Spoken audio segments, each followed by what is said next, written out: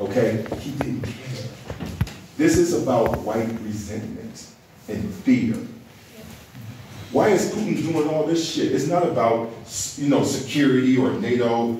He would have attacked a freaking NATO country. It's not about this. This is about colonialism. Yeah, because I also felt that the attitude of MAGA, mostly MAGA, towards the other minorities in USA, it is quite similar to what Ukrainians experienced when they opposed Russians. Like, you know, both good and bad Russians, like all of the Russians. When we see them, when we talk to them, it's not the same as we talk to the MAGA. Because yeah.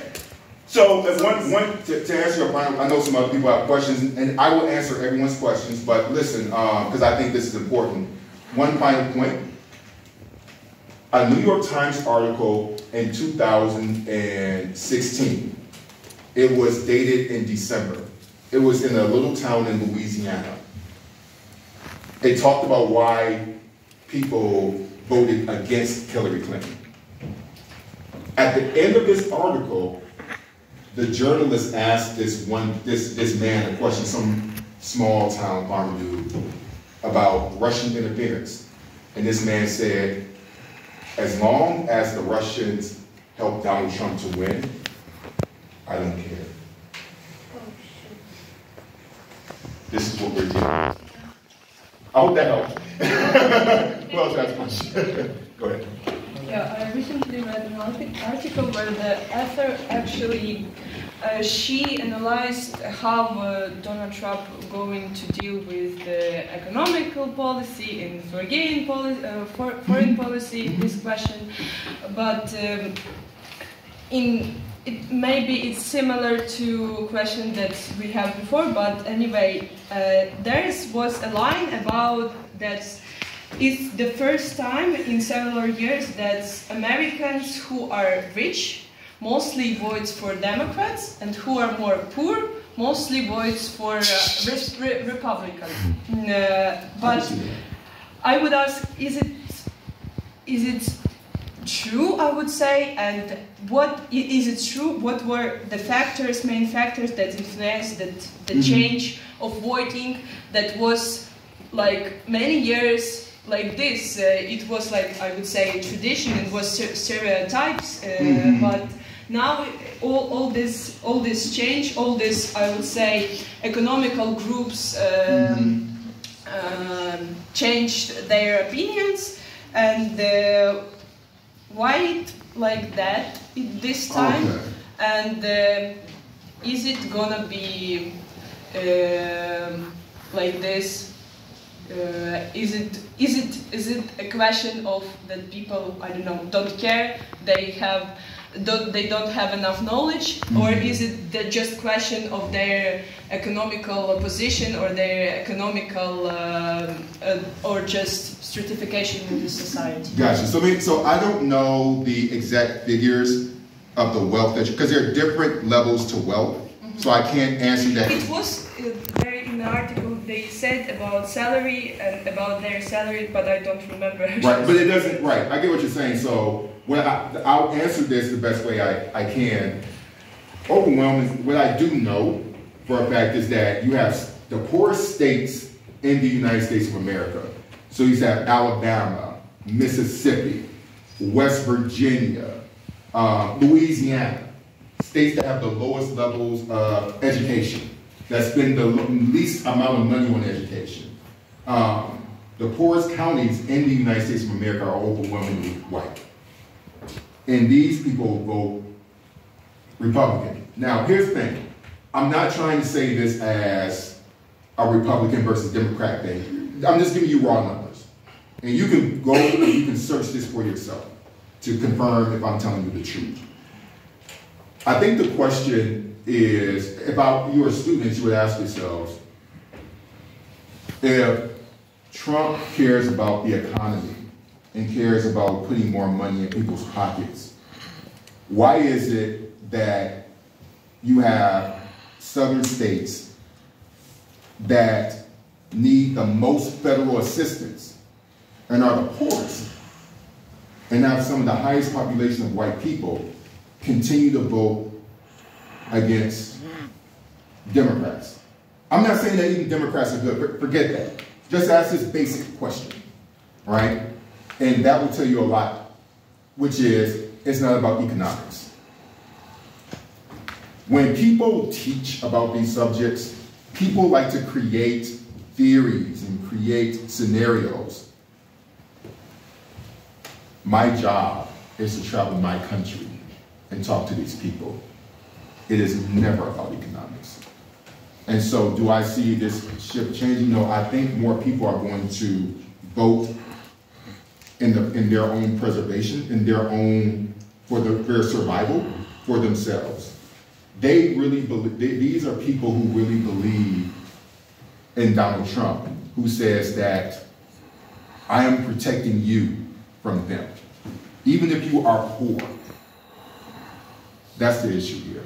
And until people get over their racism, they're going to vote in the same way. And so I don't see, these patterns have been going on for decades, and I don't see a change. In fact, you all should also know, because some of you are historians, the last time that white people, the majority of white people in America, voted for a Democrat was in 1964. It was the election of President Lyndon B. Johnson. And when he passed these sweeping civil rights acts, he has a famous quote saying that I lost the South. All because because of the civil rights movement, Dr. Martin Luther King Jr., all these activists, he enacted these laws. And in the exchange, he lost the majority of white people. And that's where we are today. And that informs a lot of the questions about the economics. Unfortunately, I don't have the exact numbers in front of me. If I did, I could go into more detail, but I hope that helps. Thank you very much.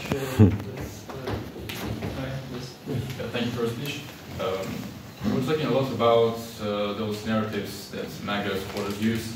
You were talking about white resentment, you were talking about those disinformational bubbles where those people live.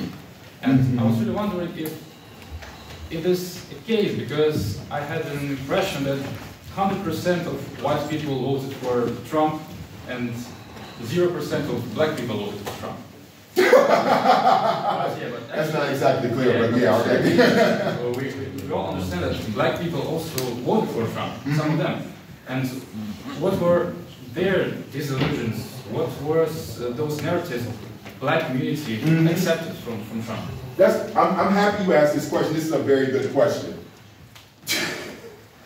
Okay, so the last numbers, I have these numbers in my head because I covered it. So basically around 80% overall, like with black men and black women, roughly 80 to 85% of black people voted for Kamala Harris. 80% of black men voted for Kamala Harris. 90% of black women voted for Kamala Harris. So, going to your question, so there was an increase in black men who voted for Donald Trump. What's important to note is that Republicans, generally, they usually would get maybe 10 to 12% of the black vote. And so, if they got an extra 4%, that's an increase, but it's not that big of an increase. It's only an increase when you start looking at the city level and turnout. So overall, maybe 4 or 5 extra percentage points doesn't matter. It matters if you're in a close race in, say, a black city like Detroit or Milwaukee. At the local level, that percent matters. That's where it matters, not necessarily overall. So there are a number of reasons. First, I tell people this all the time. You don't have to be white to aid and abet white supremacy. There are plenty of black people who don't care about black people. I mean, let me give you an example. Think about Viktor Yanukovych. He sold you out, right? people sell out their people, okay? You know, it's a people thing, but above all, what played a role with a lot of black Americans, with a good number of black men, was, you know, I'm a black man, but that doesn't mean that I can't be sexist. You're a man, you can be sexist, you can, you know, and a lot of what Donald Trump was speaking to was the attack against the man. We don't have a country that makes men feel like men. Do you feel like a man? but seriously, right? So we have a lot. You all know the Joe Rogan podcast. What Donald Trump is, and you know, guys, Andrew Tate, all these people, sexist, right? The guy who was accused of sexual trafficking and assault in Romania, right? So these messages, Donald Trump really worked the Manosphere podcast circuit, and a lot of men pay attention to this. They care more about this than the bullet points, right? About Kamala Harris's bullet points. Their whole thing is, I don't want a woman telling me what to do. It's not about policy. They don't want a woman, they didn't want a white woman and Hillary telling them what to do. They definitely didn't want a black woman telling them what to do. So sexism can influence black men like anybody else. That was a big part of it. Another part of it was anti-immigrant sentiment. So there were a lot of, there's a lot of coverage of how black communities were blaming immigrants for their economic anxiety. I think that this is wrong. It also proves that black people can be xenophobic.